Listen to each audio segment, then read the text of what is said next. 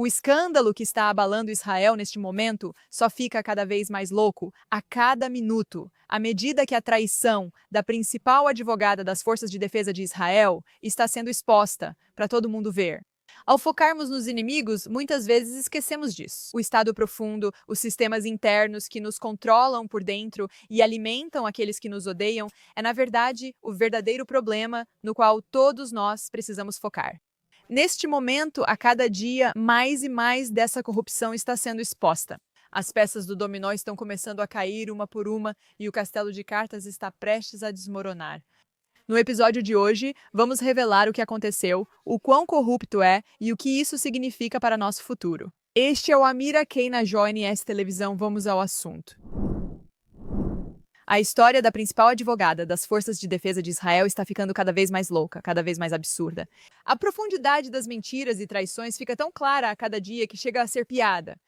Enquanto estamos gravando isso, Israel continua enfrentando mais um escândalo exposto pela mídia. E agora estamos vendo o quão profundo o Estado profundo realmente é. Sempre falo sobre o Estado profundo em Israel, mas o que ele realmente é?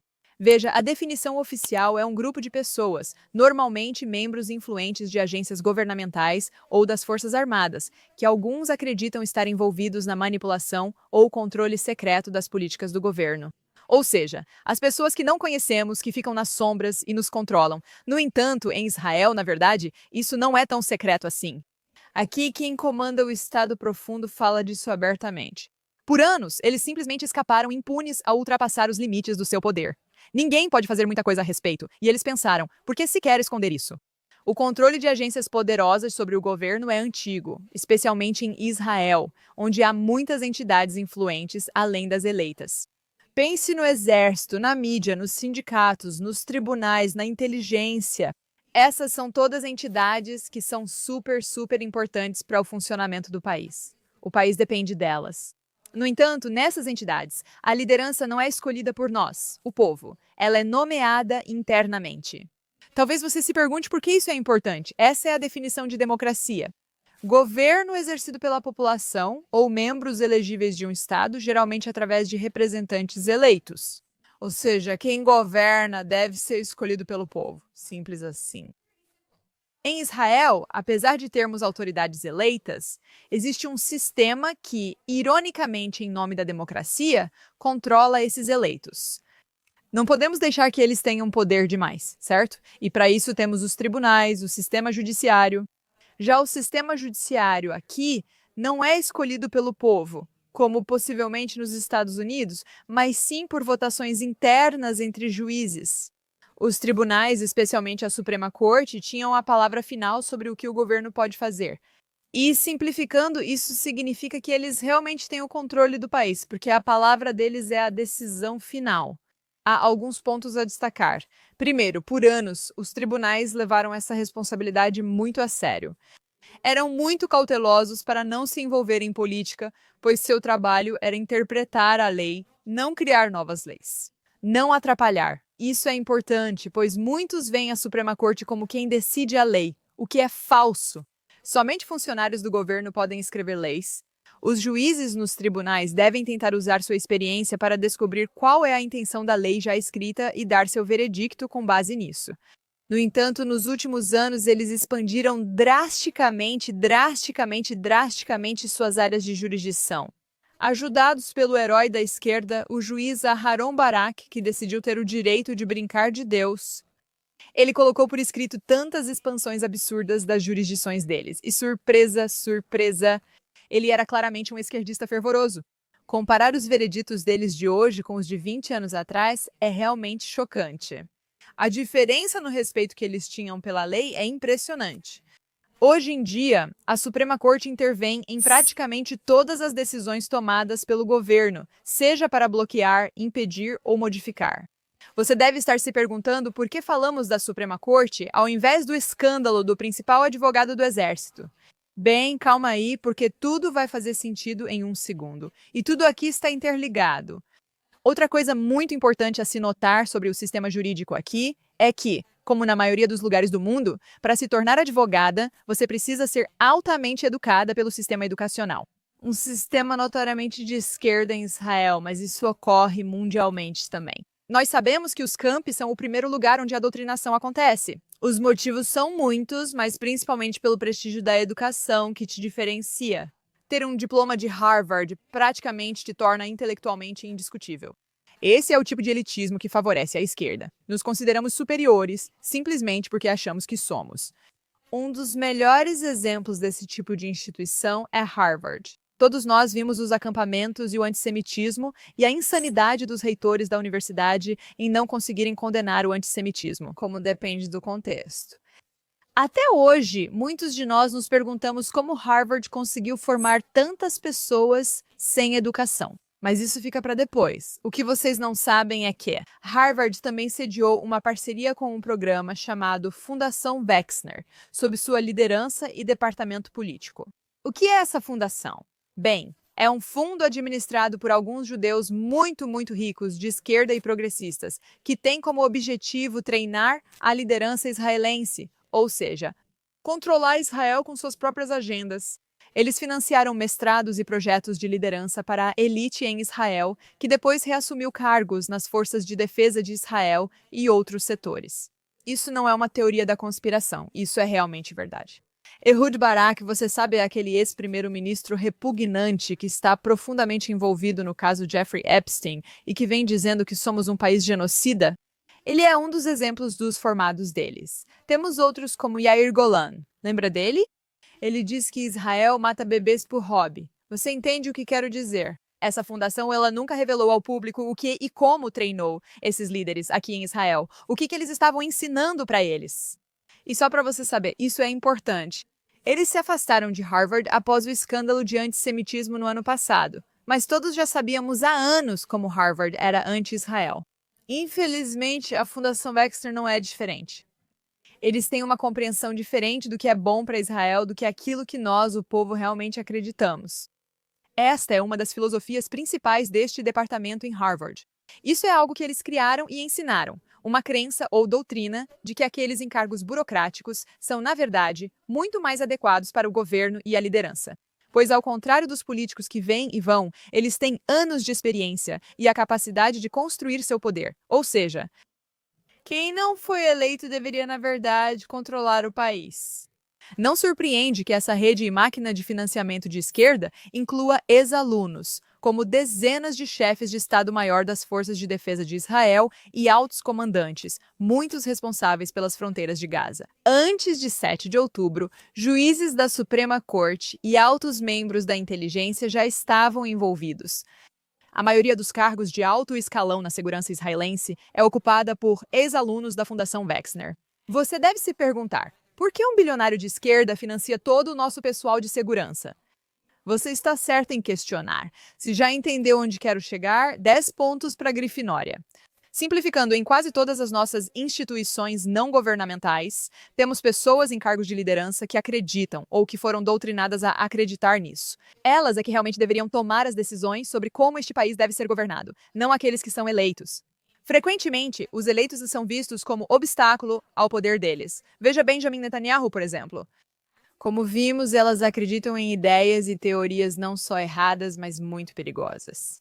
Elas têm, no melhor dos cenários, boas intenções, mas equivocadas. E, no pior dos cenários, elas estão sendo financiadas ativamente por pessoas que querem controlar este país e que são abertamente anti-Israel. Mas calma aí, porque isso é só a ponta do iceberg do Estado profundo. Para se manter em posições de poder, ter apoio de uma rede, bons amigos e uma fundação por alguns anos não será suficiente.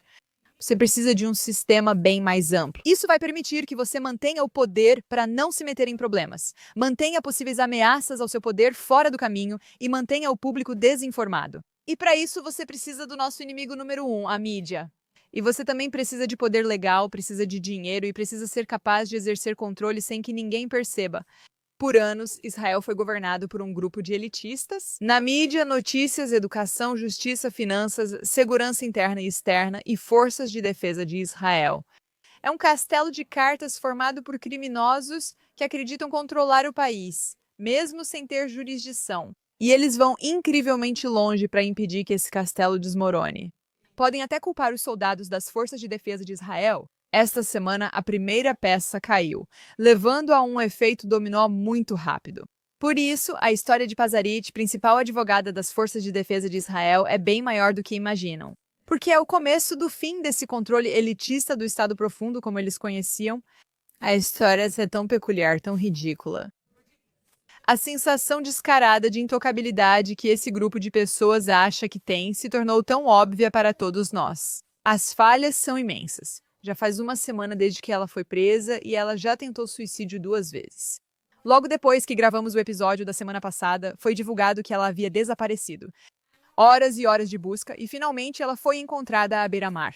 As roupas dela estão secas, mas o cabelo encharcado. Ela deixou um bilhete no carro, aparentemente uma carta de suicídio. A grande surpresa, no entanto, foi que o celular dela não foi encontrado em lugar nenhum. Isso resultou numa grande busca pelo iPhone, com mergulhadores e detectores de metal. Parecia cena de filme. Ofereceram dinheiro a quem encontrasse, pois as evidências estavam lá. Tentaram achar o celular por uma semana. Eles também buscavam o Apple Watch dela, que acabou sendo achado e levado à polícia. Depois de dias de busca, uma mulher israelense acabou encontrando por acaso. Era um telefone que apareceu na praia, com uma foto dela na tela. E vá lá, a evidência estava lá. Você deve estar se perguntando se o telefone quebrou. Fique tranquilo, ainda funciona. Mas por que essa história é tão louca? Bem, além do óbvio que ela fingiu se matar, apesar de afirmar que foi uma tentativa legítima. Por que este é o caso criminal mais relevante que Israel teve em anos?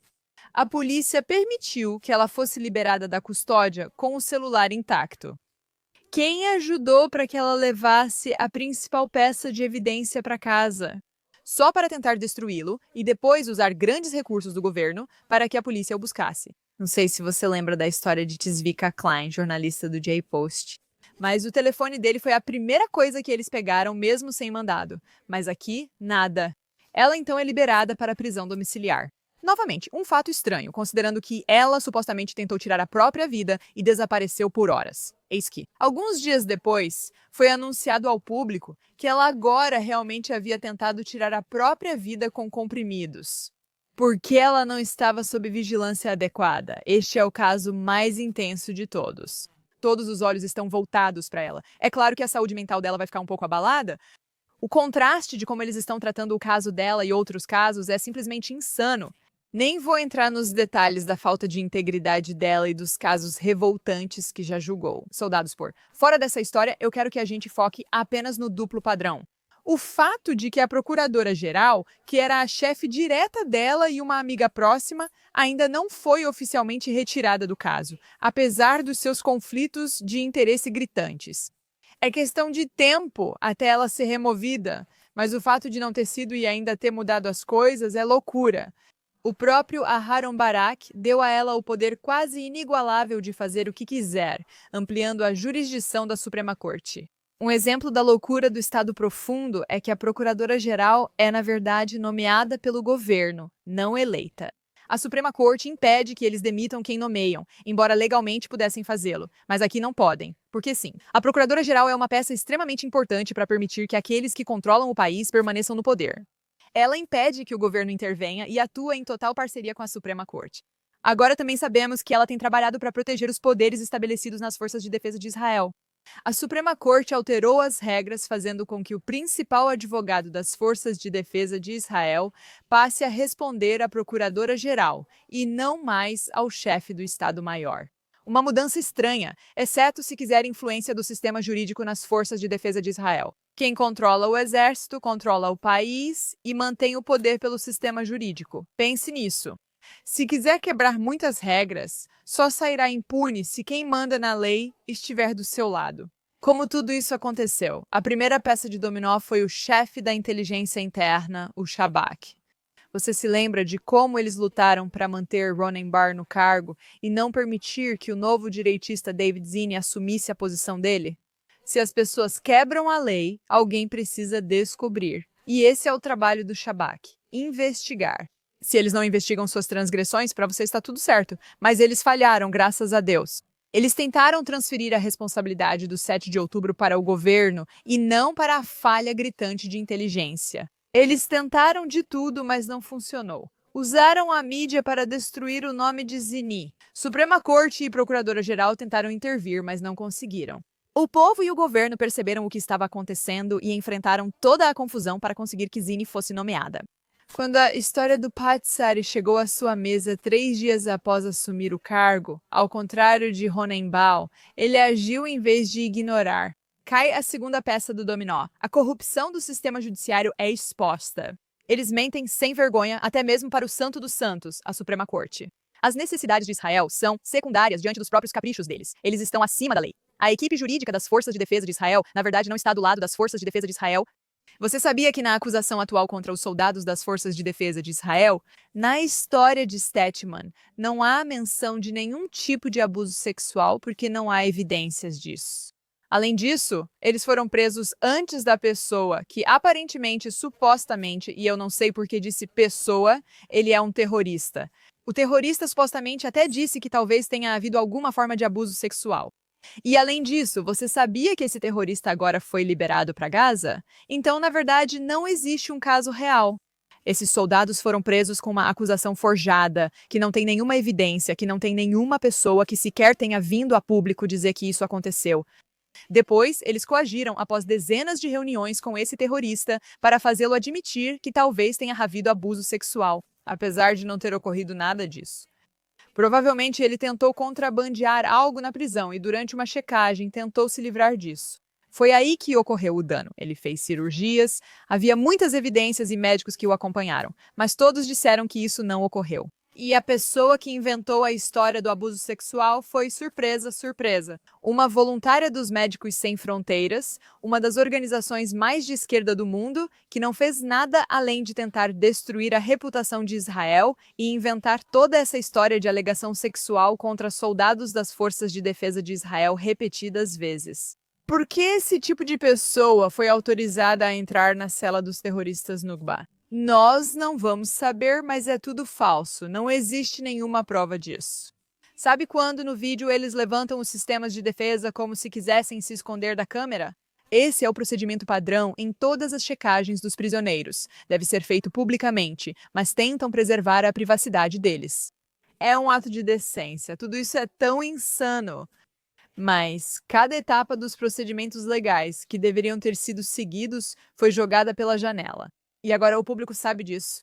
E a terceira peça cai, enquanto todos assistimos chocados à corrupção evidente de toda a investigação. E a diferença gritante entre como ela está sendo tratada e, digamos, como os soldados das Forças de Defesa de Israel foram tratados. Aqui há muitas provas de que não havia nenhuma. Eles são vistos como culpados mesmo sendo inocentes, enquanto aqui, apesar da culpa clara, ela é tratada como inocente a todo custo. Acrescento sobre a investigação, domínio número 4, o advogado do governo segue feliz em acobertá-la. A procuradora-geral se importa tão pouco com a verdade que bloqueia nosso governo durante toda a guerra e se recusa a renunciar. É ela quem adiou a prisão da Patsarit, permitindo que ela atrapalhasse a investigação. Na minha opinião, ela deveria ser presa por adulteração de provas. Agora, buscam uma equipe externa para investigar o ocorrido. De repente, ela já não tem o poder que manteve por tanto tempo. O que ocorreu em Stetman? Logo saberemos as provas. Mas, por enquanto, parece uma história incriminadora que foi inventada só para encobrir esses malucos por aí que quebram a lei. Então, item 5, aparentemente sem relação, mas temos prisões em massa aqui. Na semana passada, 350 chefes municipais e sindicalizados foram interrogados. À medida que fica claro que, surpresa, surpresa, eles estavam abusando dos cargos de poder para se beneficiarem financeiramente e darem empregos aos amigos. Surpreendente como o sindicato concentra o poder dos trabalhadores de Israel e pode pressionar o governo a atender suas demandas. Ou eles param a economia. Lembre-se da chefe do sindicato, ainda detida. Arnon Bar-David aderiu às greves em protesto pelos reféns. Mostra de que lado ele está politicamente? Alegando, não era político. Sério. Outro exemplo de uso excessivo de poder por uma autoridade não eleita. E adivinha por que essa história está acontecendo agora? Bem, porque temos Zini, a primeira peça do dominó, que não está permitindo que nada disso continue. Isso nos leva à sexta peça do dominó, o caso do corrupto Netanyahu. Uma das principais promotoras admite que investigaram até onde puderam. Surpresa. Esse caso foi todo fabricado contra Netanyahu, à custa da segurança do país. Ele ainda precisa de autorização dos tribunais para participar de reuniões de segurança, expondo suas ações ao mundo. E agora até o Trump está intervindo? Lembre-se, o presidente, um dos líderes da esquerda, não impediu esses julgamentos fraudulentos durante a guerra, mesmo podendo. A mídia e a Suprema Corte são as próximas que precisam cair. As mudanças estão acontecendo aos poucos. Percebemos veículos de notícias que mentem e escondem fatos, ao contrário dos JNS que buscam a verdade. A mídia israelense vai cair em breve, assim como aconteceu nos Estados Unidos. Será aceito que a grande mídia mente para se beneficiar e impor suas agendas. A Suprema Corte será a próxima e será uma luta difícil. Você se lembra de como eles incendiaram o país para impedir as pequenas reformas que foram implementadas? Para tentar mantê-los um pouco sob controle? Bem, agora você sabe por quê? Porque cada parte do controle depende de todo o sistema permanecer inteiro, e isso já começou a desmoronar. O estado profundo é exatamente isso. É profundo e está sendo exposto. E embora possa levar muito tempo para desmontar esse mal, a classe corrupta antissemita que acha que pode nos controlar, nós vamos desestabilizá-los. Quero dizer, eles acabaram de anunciar o substituto para a Pat Sarit, a advogada, e não é ninguém menos do que uma ex-aluna da Fundação Wexner. Surpresa! Ainda há muito a fazer, mas ao menos a conversa começou. Lembre-se, quando reagem com força é por medo. Vamos ver uma quantidade insana de corrupção sendo exposta e isso vai ser muito frustrante. O encobrimento das forças de defesa de Israel não começa apenas aqui. Na minha opinião, eles são responsáveis pelos reféns e por tudo que deu errado. Tenho certeza disso. Essa é a história número 1 de dezenas de coisas que, internamente, o sistema judiciário fez para ativamente dificultar a capacidade das forças de defesa de Israel durante a guerra. E para mim, isso é traição absoluta. Mas não podemos mais fingir. Estamos sendo mostrados diretamente o quão corrupto tudo isso é e que, no final das contas, graças a Deus, a carta mais forte que eles tinham já foi perdida. Eles precisam que o público confie neles para manter tudo isso. E essa confiança está se desgastando cada vez mais a cada dia. A mudança está chegando, meus amigos. Mal posso esperar para ver o castelo de cartas cair. Devagar, devagar, mas então tudo de uma vez. Sou Ira Kay e vejo vocês na próxima vez.